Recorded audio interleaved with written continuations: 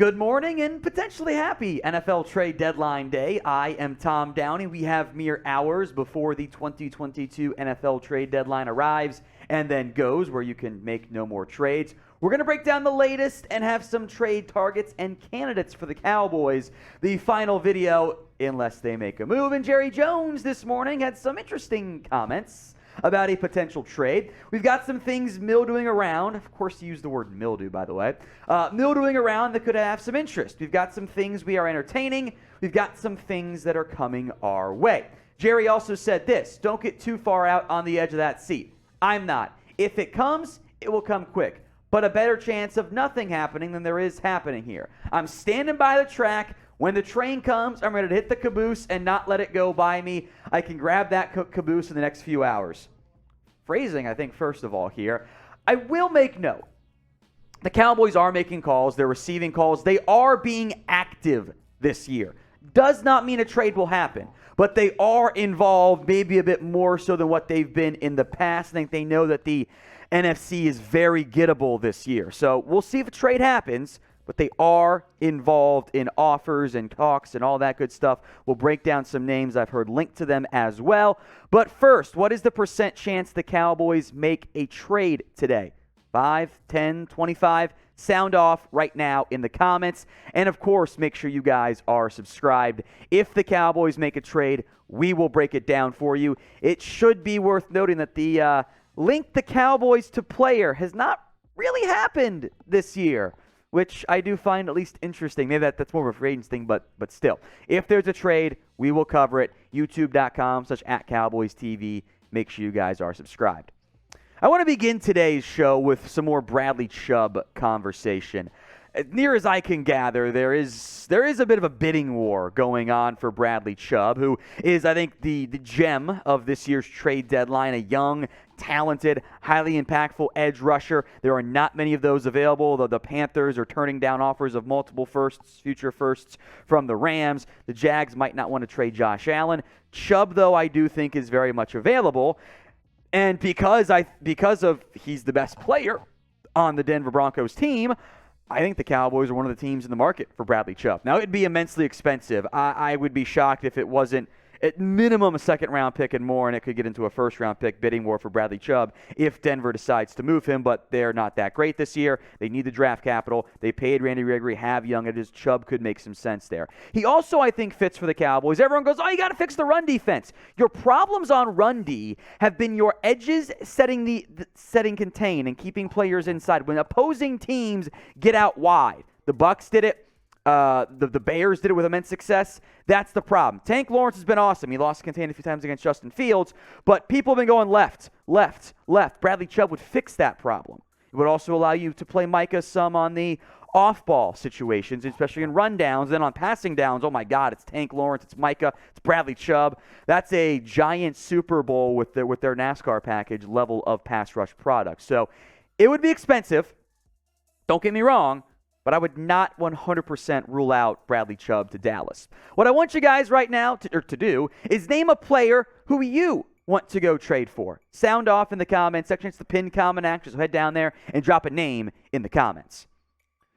We'll go through 8 more trade targets. I'm actually cheating there. You'll see what I mean. Brandin Cooks, first up. No more restructuring of contracts eligible today. That deadline passed yesterday. That's why Roquan Smith got moved. But the short-term money is not the problem for Brandin Cooks anyway. It is the long-term money. It's the funds, 2023, when he's due $18 million, which Houston wouldn't touch anyway. I don't think a second-round pick it's a little bit rich for my blood. I mean, I don't ever want to move first. But if you're aggressive, how can I be mad, right? Cooks would be a good addition. I don't know if a team will meet the asking price, though. Chase Claypool, another wide receiver. I think there's some interest in here. Is a third-round pick enough to get him? He's big. He's fast. He brings some potential red zone threat that you haven't had in that style in several years. Claypool has kind of seen his production go the wrong direction, but there's talent and there's upside there. I wouldn't rule him out if the Cowboys go make a trade for a receiver. Again, I think it's probably less than 50% they make a trade, which is maybe me being optimistic. I will mention the 2 Jets receivers as well, both Denzel Mims and Elijah Moore. Moore, I think, would cost you more, but Denzel Mims would be more affordable, cheaper, etc. He doesn't play much. When he does, there's a big play. Like every other game he actually gets a chance to play, huge play. I think the Jets have used him poorly. Elijah Moore has made some very negative public comments, which I think, by the way, hurt his own value. Make me go, do you want to bring a malcontent into your locker room? I'm not sure you do. Of these two Jets receivers, pick one for me. DM for Denzel Mims or EM for Elijah Moore. Next up is Jerry Jeudy, the other notable player on the Broncos. I do wonder if Denver wants to hold on to Jerry Jeudy because Nathaniel Hackett, probably less so George Payton, the GM, but Nathaniel Hackett, if they keep losing him, he might get fired because he doesn't look very good as Broncos head coach. Losing one of your premier receivers might not be a good way to help obtain and keep your job from that perspective. So we'll see on Jeudy. If it's a third, I am all in. I would consider a second. Beyond that, I don't want to get on board at all. Now, today's show is made possible by a new sponsor alert, Established Titles. Head over to establishedtitles.com/chat. Use promo code chat. You'll get 10% off a rather unique and fun gift this year. It helps preserve the natural woodlands of Scotland and support global restoration efforts as well. Through Established Titles, you can purchase souvenir plots of land in Scotland, and then based on the historic Scottish customs, you can then call yourself a lord or lady. If you're having maybe some issues in the dating game, like, sorry, producer Patrick, but you are, I know. Maybe you just slap Lord on there, see if you get some more swipes in the end. Just a fun idea there. It's a fun, novel way. I know that my in-laws are gonna love this because it's right up their alley. But you can call yourself a lord or a lady. 10% off when you go to establishedtitles.com/chat. You'll get a square foot of land. There's a plot number for you on a private estate out in Scotland. They'll plant. They also plant a tree with every order, which I think is pretty awesome. They work with global charities, One Tree Planted and Trees for the Future. Then on your credit card, your dating profile, or if you want to try to game the system a little bit, put it on your plane ticket, and maybe you'll get bumped up when they see Lord on there. Or lady. Establishedtitles.com/chat. 10% off, the perfect, especially last-minute holiday gift. That link's in the comments section and in the description. Let's go to Shaq Thompson, the linebacker now of the Panthers. Again, you want to stop the run a little bit better, right?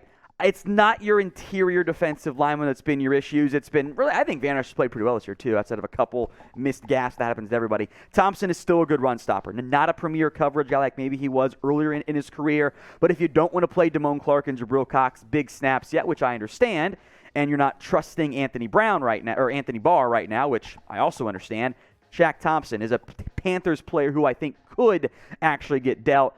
I'm not going to get my hopes up for likes of Brian Burns, DJ Moore, etc., and I'm sorry. When it comes to roster needs, what is the bigger area of focus you think the Cowboys should prioritize? O for offense or D for defense? Sound off in the comment section.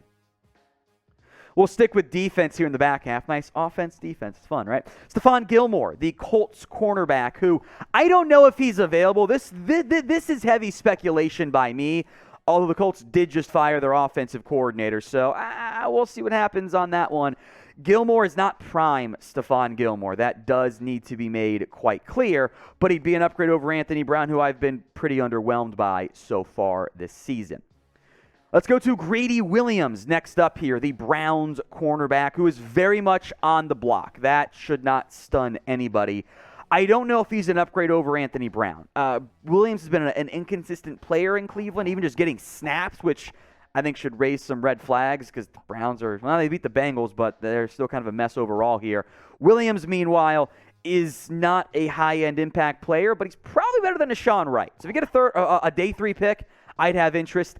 I will make note, I could have put William Jackson on here. Latest report is the Commanders will cut him if he is not traded. Apparently there is an injury that was not just an excuse. He's a bit banged up there.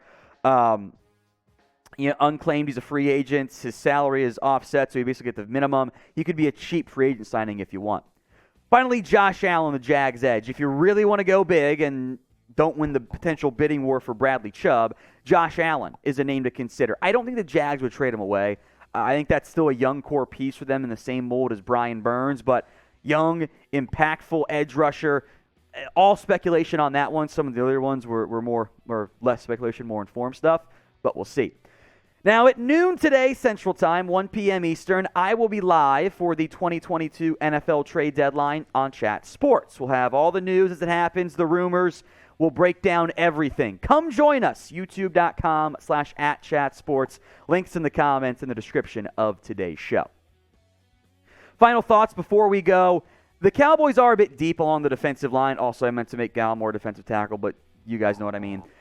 Dallas Morning News has again floated hey, maybe they trade Tarell Basham. I don't think there's much value there. If they trade somebody away, because of your depth and bodies along the defensive line already, and the fact that you're not going to have all three guys active every game this year, in fact, you probably have two of those guys inactive each game if everyone's healthy, those are prime trade candidates. Everyone but Gallimore is a free agent after this year, which I think should add some intrigue there. They won't give him away because the Cowboys love their pass rush and defensive line depth, but those are three names to consider if the Cowboys sell somebody, maybe a future draft pick, or get a player back before this year's trade deadline is over.